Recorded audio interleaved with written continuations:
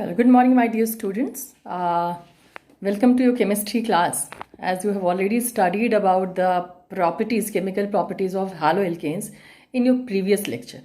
Today we will discuss about the mechanism of nucleophilic substitution reaction, because whatever reaction you have studied in the previous class, all those belong to nucleophilic substitution reaction. So today we will discuss about the mechanism of nucleophilic substitution reaction. Okay, so what is the mechanism, what is the path followed by the reaction will be discussed here. Now let's look at this types of nucleophilic substitution reaction. The first type is substitution nucleophilic unimolecular, which is also abbreviated as SN1 reaction. Now mechanism for mechanism, the first thing that you have to do, you have to write the reaction for which you are going to write the mechanism. So reaction is when alkyl halide, this is tertiary alkyl group, so this is tertiary butyl bromide, reacts with OH minus hydroxide ion. This hydroxide you are getting from this NaOH.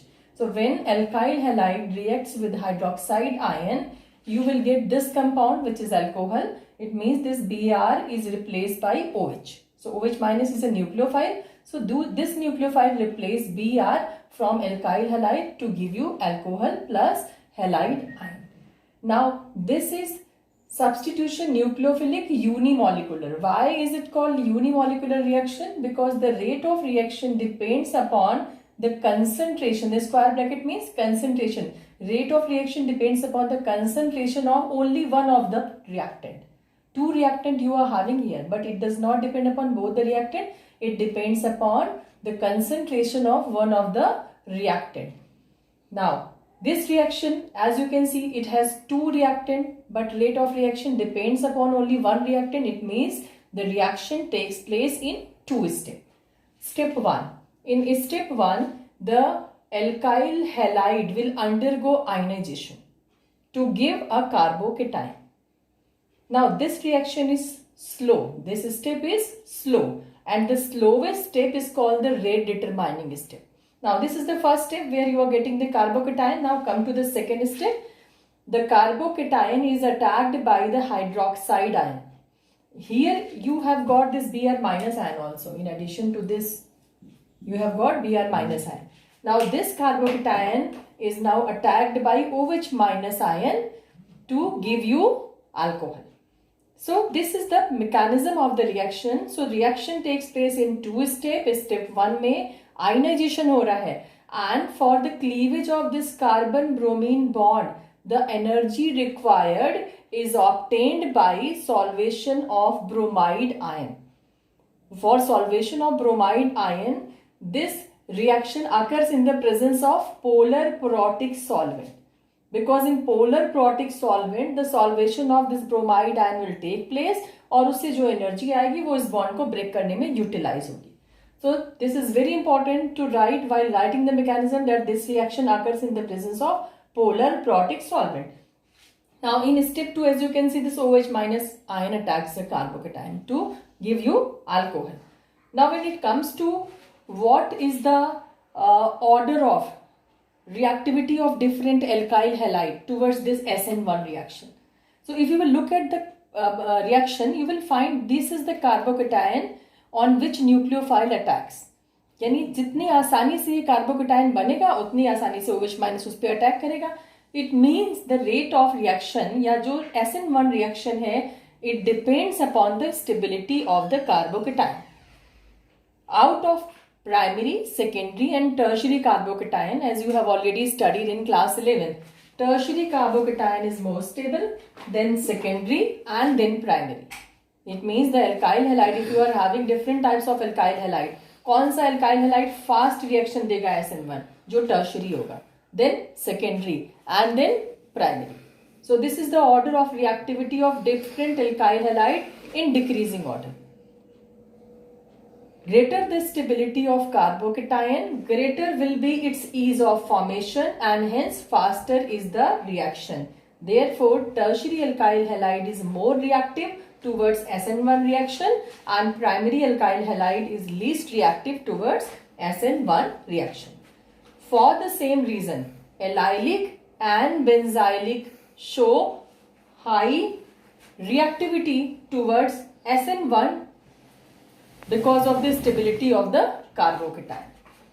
Now, what is allylic? What is benzylic? We have already discussed in your first lecture of chemistry. So, again, come to this allylic and benzylic. Now, look at this. This is the allylic carbocation. Allylic means a carbon which is connected to carbon-carbon double bond is called allylic carbon.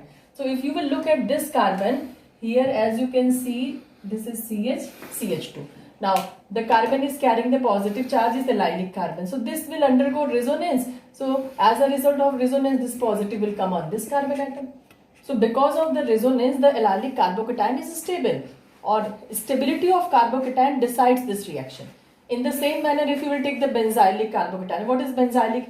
When benzene is connected to a CH2 group, that carbon connected to benzene ring through a single bond, that is called benzylic carbon. So, if positive charge is present on benzylic carbon, this is also stabilized by resonance.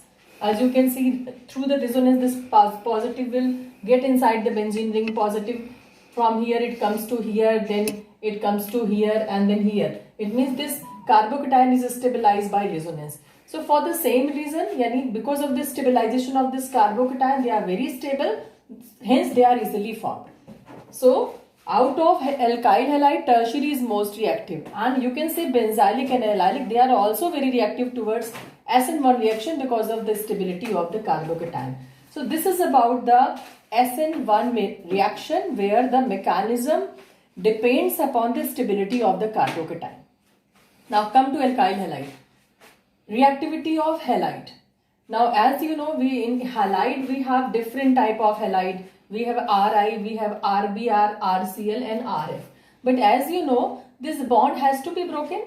So, longer the bond, easily it can be broken. So, this is the reason, because of the low bond dissociation of this Ri, it will easily undergo SN1 reaction. So, this is all about SN1 reaction. So, the important point that you have to keep in your mind is that first you have to write the reaction. Then you have to write that this is a first order reaction. So, you will write rate is directly proportional to, this is the kinetic of the reaction, is tertiary butyl bromide. Then you will write these two steps, and then this is about the order. Now, come to second type of nucleophilic substitution, that is called substitution nucleophilic bimolecular. This substitution by nucleophilic bimolecular can also be written as SN2 reaction. This can be written as SN2 reaction. Now, in this reaction, as it is written here, bimolecular, it means, take the example of a reaction. Now, this is methyl chloride. Here you can see its wedge and dash formula. In all the planes, you can see the bond.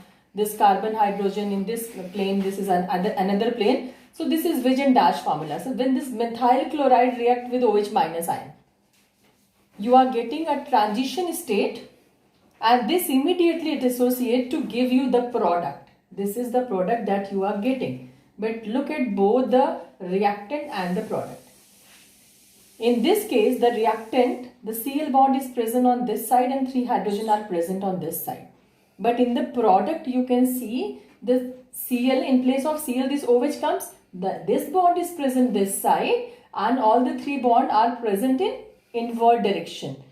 It is just like, जैसे बहुत तेज हवा चलती है तो क्या होता है, छाता एकदम उल्टा हो जाता है, अंदर की तरफ घुस जाता है. तो in the same manner there is inversion of configuration.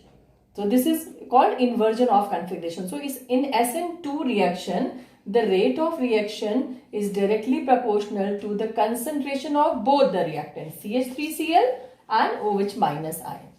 And during the reaction, a transition state is formed, and in the transition state, as you can see, the carbon is connected with 5 different groups or atoms. So it is highly unstable. As you can see, this CCl bond, it weakens here, and a new bond started forming between this carbon and OH. So this carbon is highly unstable, so it immediately dissociates, it immediately eliminates this Cl minus and converts into this alcohol. Now, if you will come towards the reactivity of different types of alkyl halide towards SN2 reaction, as the reaction involves the approach of this nucleophile, this nucleophile has to attack the carbon from a direction that is opposite to this Cn. Now this direction, from this direction, this OH minus will attack the carbon atom. It means there should be enough space so that this OH minus ion can easily attack. Now let's take the example of simple CH3X, then where the carbon is connected to 2 hydrogen and 1 methyl group, or where the carbon is connected to 2 methyl and 1 hydrogen, and where carbon is connected to 3 methyl group. It means you have tertiary butyl halide, you have secondary butyl halide, you have primary butyl halide. Now, as you have seen that OH minus attacks from the opposite direction. So here it has enough space in between the hydrogen because the size of hydrogen is very small. So the approach of nucleophile to this carbon is very easy as compared to this carbon, as compared to secondary, as compared to tertiary. So in which case the approach of nucleophile is very easy if it is primary or when carbon is connected to 3 hydrogen atom. So what is the order of reactivity of alkyl halide towards SN2 reaction? Primary will be most reactive and tertiary will be least reactive. So this is the order. Primary alkyl halide is more reactive, then secondary, and then tertiary. It means in case of SN2 reaction, the rate of reaction depends upon the approach of nucleophile to the carbon. So therefore the order is primary, then secondary, then tertiary. So this is all about nucleophilic substitution reaction mechanism, both SN1 and SN2. And you will get number of questions in your NCERT book where the different types of alkyl halides were given and you have to arrange them in increasing order or decreasing order of their reactivity towards SN1 reaction or SN2 reaction. So is it clear? What is this SN1 reaction? What is this SN2 reaction? SN2 means bimolecular, where both the reactant, concentration of both the reactant, rate of reaction depends upon concentration of both the reactant. But in SN1 reaction, the rate of reaction depends upon the concentration of only one reactant. Now, we also have to discuss about the optical activity because as you know about the geometrical isomerism, and you also heard about this optical isomerism. So we have to discuss this optical isomerism with this SN1 and SN2 mechanism also. So for that optical activity, optical isomerism, there are few terms which are very important for you to understand. The first term that you have to understand, that is called plane polarized light. Now what is plane polarized light? What is plane polarized light? Simple light, this is white light, ordinary light. It has vibration in different plane. When white light is passed through nickel prism, you will get the light which has vibration only in one place. Or you can say when ordinary light is passed through nickel prism, you will get a light which has vibration in one plane only. When plane polarized light, this is plane polarized light which has vibration in one plane only. When plane polarized light is passed through a solution, and if this solution rotate the plane polarized light either towards the right or either towards the left. In this case, if you have written right, so in this case it will be towards left. So this will be like this direction.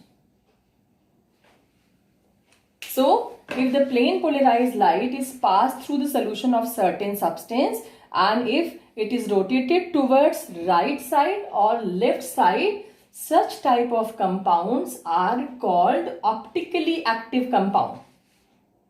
And this phenomena is known as optical isomerism. So this is new phenomena, this is new term for you. Optical isomerism you have not studied in class 11. But class 12 it is very important for you to understand. So what is optical isomerism? For that, it is very important for you to understand this plane polarized light. What is plane polarized light? आपने ordinary light को nickel prism से पास किया तो आपको एक light मिली जिसे हम क्या कह रहे हैं? Plane polarized light. अब इस plane polarized light को आप अगर मान लो किसी solution के through पास कर रहे हो और ये plane polarized light right की तरफ rotate हो गई, angle of rotation right की तरफ हो गया, या ये left की तरफ rotate हो गई, तो ऐसे कंपाउंड जो प्लेन पोलराइज्ड लाइट को या तो राइट की तरफ रोटेट कर दें। अब ये एंगल देखो, अगर इसका एंगल आप सेंटर से निकालोगे तो दिस इज द एंगल। तो ऐसे सब्सटेंस को ऑप्टिकली एक्टिव सब्सटेंस कहते हैं and this phenomena is known as optical isomerism. अब ये जो एंगल ऑफ रोटेशन है इसको हम एक इंस्ट्रूमेंट के थ्रू मेजर करते हैं और उस इंस्ट्रूमेंट का नाम है पोलैरीमीटर। पोलैरीमीटर के through you can measure the angle of this rotation when plane polarized light is passed through the solution of optically active substance. Now, second term which is very important for you to understand is called asymmetric molecule or asymmetry. Now, let's take the example of carbon. In case of carbon, as you can see, it is connected to 4 different atoms. It is connected to 4 different atoms because it is tetrahedral. Now, if carbon is connected to 4 different atoms, then it is not having symmetry. This carbon is not symmetrical. अगर आप इसे बीच से cut करोगे तो ऊपर का जो portion आ रहा है और नीचे का जो पोर्शन है टोटली डिफरेंट है। इधर से कट करो, ऊपर का नीचे का पोर्शन टोटली डिफरेंट है। It means this will lack symmetry. So all those molecule which lack symmetry, they are called asymmetric compound or asymmetric molecule. Molecule which lack symmetry, they are called asymmetric molecule or asymmetric compound. Now for asymmetric compound, for asymmetric molecule, let's take an example of a carbon compound. Just you think about a compound where the carbon is